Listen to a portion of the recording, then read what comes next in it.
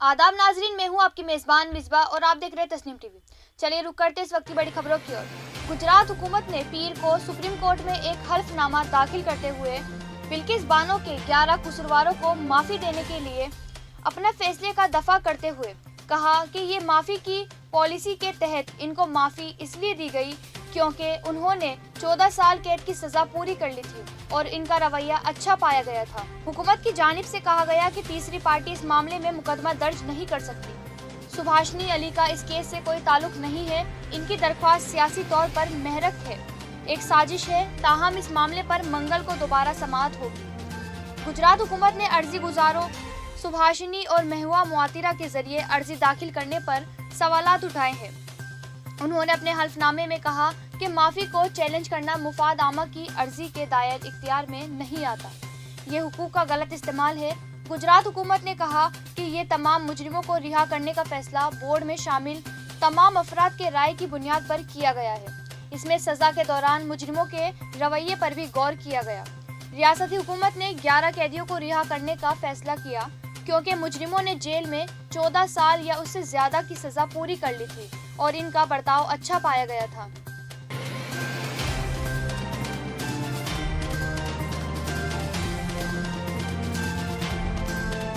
दहली फसादात के मुलजिम और जेएनयू के साबिक तालिबा इल्म उमर खालिद की दरख्वास्त जमानत पर दिल्ली हाईकोर्ट आज अपना फैसला सुनाएगा।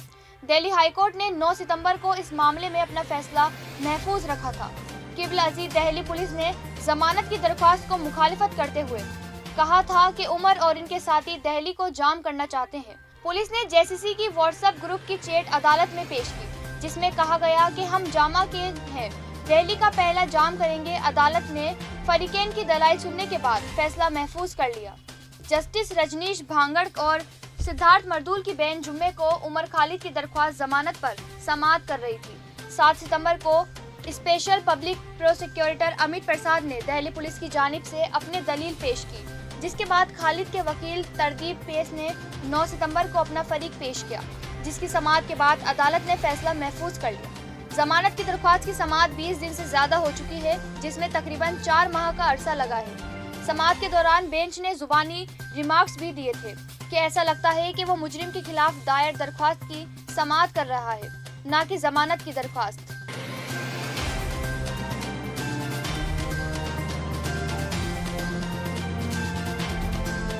ज्ञानवापी मस्जिद श्रीनगर गोरी केस में फरीक बनने के लिए दी गई कल 17 दरखास्तों को जिला जज ने खारिज कर दिया। पिछले कुछ दिनों से कई मुख्तलिफ तंजीमियों और मजहबी जमातों से वाबस्ता लोगों ने इस केस में फरीक बनने के लिए अर्जी दायर कर थी। इस पर अदालत ने ज्ञानवापी मस्जिद श्रीनगर गोरी केस की समाअत करते हुए पीर को तमाम दरखास्तों को खारिज कर दिया। इस मामले में फरीक बनने के लिए श्री काशी विश्वनाथ मंदिर के महंत वीसी तिवारी के अलावा ज्ञानव्यापी के मदई मुतर विजय शंकर रस्तोगी समेत तकरीबन 17 लोगों ने खुद को फरीक बनाने के लिए अर्जी दाखिल की थी।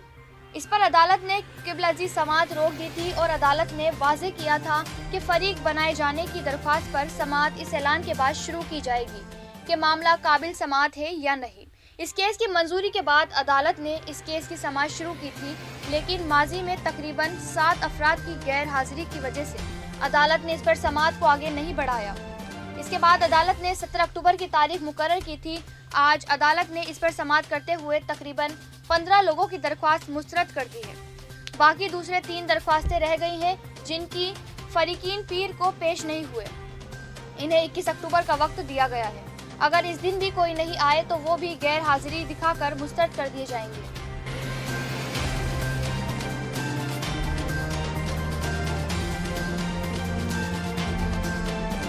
जनूबी कश्मीर के शोपियां जिले में एक अस्करियत पसंद ने 2 गैर मकामी मजदूरों पर हैंड ग्रेनेड से हमला करके उन्हें हलाक कर दिया।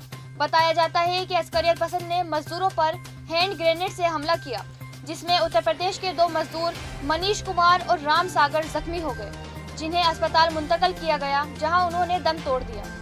सिक्योरिटी फोर्सेस ने इलाके को घेरे में लेकर तलाशी मुहिम शुरू की। इस दौरान ममनुआ तंजीम लश्कर तबिया का हाइबर्ड अस्करियत पसंद इमरान बशीर को गिरफ्तार कर लिया गया है। मुलजिम का ताल्लुक जिला शोपियां के हरमीन से है।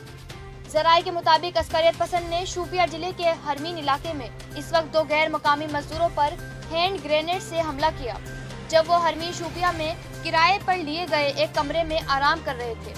अस्करियत पसंद ने दोनों मजदूरों पर हैंड ग्रेनेड से हमला किया, जिसकी वजह से दोनों गैर मकामी मजदूर जख्मी हो गए, जिन्होंने फौरी तौर पर अस्पताल में दाखिल कराया गया, जहां डॉक्टर्स ने उन्हें मुर्दा करार दे दिया। हलाकशुदा मजदूरों की शिनाख्त राम सागर और मनीष कुमार के तौर पर हुई है, जिनका ताल्लुक उत्तर प्रदेश के जिला कनूज से है।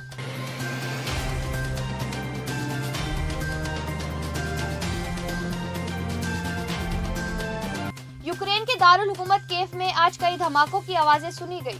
आलमी खबरें रिसा एजेंसी AFP के मुताबिक ये हमला कीव में आखिरी रूसी हमले के सिर्फ एक हफ्ते बाद हुए, जिसमें कम से कम 19 अफराद हलाक और 105 दीगर जख्मी हुए। यूक्रेन का दावा है कि ये हमला रूस ने ईरानी साख्ता ड्रोन्स कामयाज की मदद से किए हैं। शहर के मेयर के मुताबिक ड्रोन हमलों में एक हमला खातून और इसके शोहर समेत कम से कम 4 अफराद हलाक हो गए, जबकि दूसरे जगहों पर रूसी रॉकेट्स ने सूमी के मशरकी इलाके को निशाना बनाया, जिसमें कम से कम 3 अफराद हलाक हुए। धमाकों की इतला सबसे पहले कीव के मेयर वटाली ने एक टेलीग्राम पोस्ट में दी।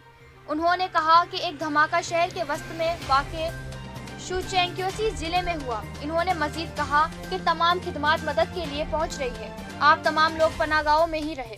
बरतानिया के सदर चीफ ऑफ स्टाफ इंड्रियास यरमाक ने दारुल हुकूमत के वस्त में होने वाले कई धमाकों के बाद कहा कि रूस का ख्याल है कि इस तरह का हमला उनकी मदद करेगा, लेकिन ये उनके बेचैनी को जाहिर करता है। वहीं अमेरिका ने कीव पर ड्रोन हमलों की मजम्मत की है। यूक्रेन में अमेरिकी सिफारतखाने ने ट्वीट किया, शहरियों और शहरी बुनियादी ढांचे के खिलाफ आज सुबह रूसी हमले मायूस कुन और काबिल मजम्मत है।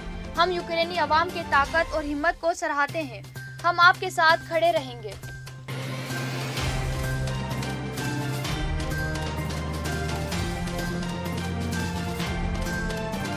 फारूक अब्दुल्ला पार्टी रहनुमा बाबूराम के अहले खाना से मुलाकात और इजहार ताज़ियत के लिए रियासी पहुंचे थे। इस दौरान उन्होंने बीजेपी हुकूमत पर तनकीद की। उन्होंने सहाफियों से बात करते हुए कहा कि मैं रियासी बाबूराम की मौत के बाद पहली मर्तबा यहां आया हूं, इनके अहले खाना से इजहार ताज़ियत के लिए।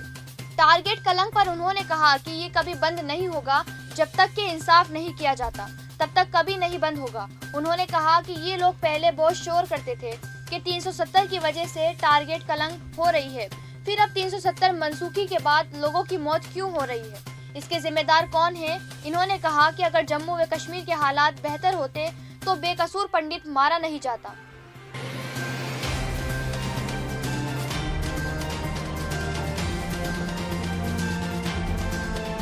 उत्तर प्रदेश के जिला बागपत पे खकीड़ा थाना इलाके के सांगरूद गांव में मुश्तबा हालात में एक शादीशुदा खातून की मौत हो गई। इसने बताया कि चांदीनगर इलाके के पटोली बाशिंदा राजवीर सिंह ने खकीड़ा थाने में तहरीर देकर इल्जाम लगाया है कि इसकी 25 साला बेटी श्वेता को ससुराल वाले जहेज के लिए हरासा करते थे। पुलिस ने तहरीर की बुनियाद पर मुकदमा दर्ज करते हुए मामले की तफ्तीश शुरू कर दी है। तहरीर में राजवीर ने मुतवफ़िया की जेठ जेठानी शोहर के खिलाफ कत्ल जहेज का नामजद मुकदमा दर्ज कराया है। पुलिस ने कार्रवाई करते हुए शोहर को गिरफ्तार कर लिया है। फिलहाल की खबरों में बस इतना ही। मुल्क और गैर मुल्क की तमाम खबरें जानने के लिए देखते रहिए तस्नीम टीवी। अल्लाह हाफिज।